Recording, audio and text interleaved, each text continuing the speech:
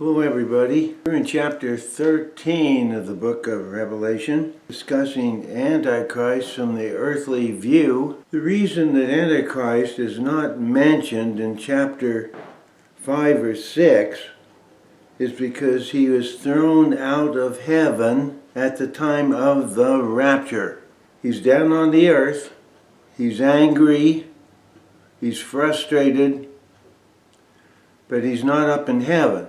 Now remember that chapters 12 through 16 are the earthly view, and 4 through 12 is a heavenly view. So he's not in heaven, and he can't be considered to be sent out from heaven, as a lot of commentators claim that he was. They believe that God sent Antichrist, or Satan, out on a white horse, pretending that he's going to be righteous when he's really Satan. We find that he's busy and he's turned against God's people. He hates God. He hates Christians. He hates those that were raptured in heaven now.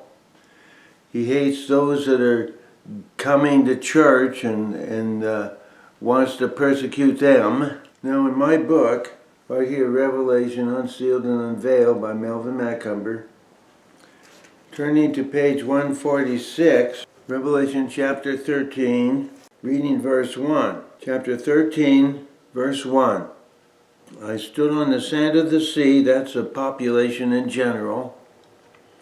Saw a beast rise up out of the sea, having 7 heads, 10 horns, on his horns 10 crowns, and on his heads the name of blasphemy. So he's described as having 7 heads. So you can imagine a horrible looking thing. Well, it's really a way to describe that he's been in charge of 7 civilizations in the past. These civilizations are Greece, Persia, Babylon, Egypt, Assyria, Rome, and now he has a new one. And it's all started with Nimrod, who hated God, controlled by Satan. And all the emperors of these civilizations all want to be honored as God, and they demand people to worship them as God. Certainly, clear evidence that Satan is in charge of these 7 time periods. The 10 horns are simply the 10 countries that he's controlling at the moment that he's appointed dictator. Now, Satan knows that God took on a human body in the form of the Lord Jesus Christ. So he wants to do that.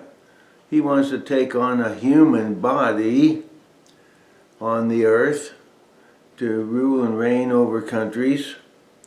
And so he waits until he finds a raiser of taxes that's just died, a leader, to go step into his body, and after 3 days this person rises up from the grave, does miracles, and all the world worships him. We read about that. Daniel 11:20. Then shall stand up in his estate a raiser of taxes in the glory of the kingdom. But within few days he shall be destroyed, neither in anger nor in battle. Verse 3 of Revelation 13. I saw one of his heads, as it were, wounded to death. His deadly wound was healed, and all the world wondered after the beast. Now going over to verse 6. He opened his mouth in blasphemy against God, to blaspheme his name, his tabernacle, and them that dwell in heaven. And Daniel 7:25 says of him, he shall speak great words against the Most High, shall wear out the saints of the Most High. He does this for 3.5 years, as they indicate in verse 25.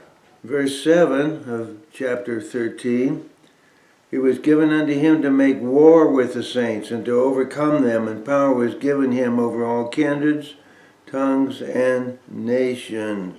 Now, obviously, he's attacking tribulation saints at this time. And also at this time, the white horsemen, and there's several of them, are up in heaven preaching the gospel to the population on the earth. They're also warning them not to take the mark of the beast. So the people on the earth are hearing the gospel message. Some of them for the first time in their life, I'm sure. Some of them have been in church for a long time, but they've never really understood the gospel. It's a time of great persecution.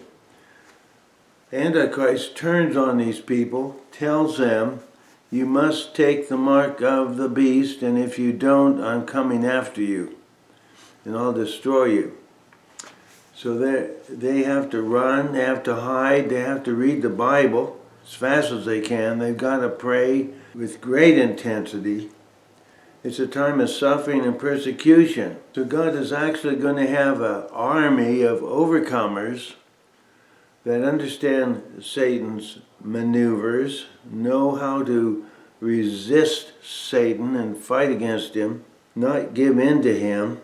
These people are special because they have come from a state of indifference to the Lord Jesus Christ to a state in which they were willing to give up their lives for the sake of the Lord Jesus Christ. After they are caught and killed one by one, he resurrects the whole group of the tribulation saints in one motion up into heaven, where they get their glorified bodies and join the rest of the folks up in heaven already.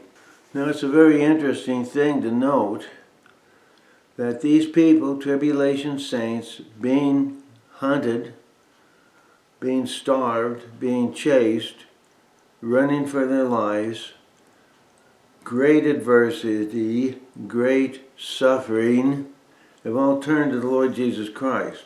Now, in sharp contrast to that, in my book, on page 232, chapter 20, verse 8, we read that when 1,000 years are expired, Satan will be loosed out of his prison, and he'll go out to deceive the nations that are in the four quarters of the earth, to gather them together to battle, the number of whom is as the sand of the sea. So here's a sharp contrast. Those who are persecuted and suffering turn to the Lord Jesus Christ. Those born during the millennium time, with Lord Jesus Christ in control of the earth at that time, no adversity, no warfare, no diseases, no suffering, there's plenty to eat, everybody's happy, everybody's joyful. And Satan, when he's turned loose from hell to gather them up to fight against the Lord, the number of the volunteers for his army is as the sand of the sea. Just think of that. In great adversity, people turn to the Lord. But when everything's wonderful, ice cream and cake every day, no trouble, people don't turn to the Lord. In fact, they turn against him, become his enemies. Fascinating concept, fascinating thought. Well, okay. So much for that chapter. We will see you next week. Keep studying the Bible. Keep praying. The Lord bless. We'll see you next week, and bye-bye.